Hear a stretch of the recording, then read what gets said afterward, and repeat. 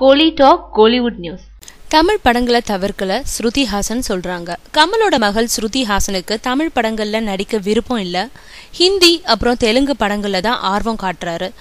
ஆர்யா விஷாலோட நடிக்க மறுத்துட்டாருன்ற செய்திகள் ரெக்க கட்டி பறந்துகிட்டு இருக்கு. இது எதுவும் உண்மை இல்லைன்னு ஸ்ருதி ஹாசன் சொல்லியிருக்காங்க. அவங்க சொல்லியிருக்கிறது, சமீப காலமா தமிழ் படங்கள்ல நடிக்கலன்றது உண்மைதான், ஆனா இது திட்டமிட்டு செய்ததில்ல.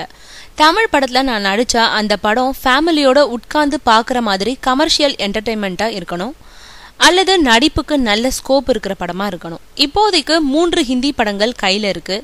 இதுக்கு நடுவுல நல்ல ஸ்கிரிப்ட் கிடைச்சா தமிழ்லயும் நடிப்பேன்.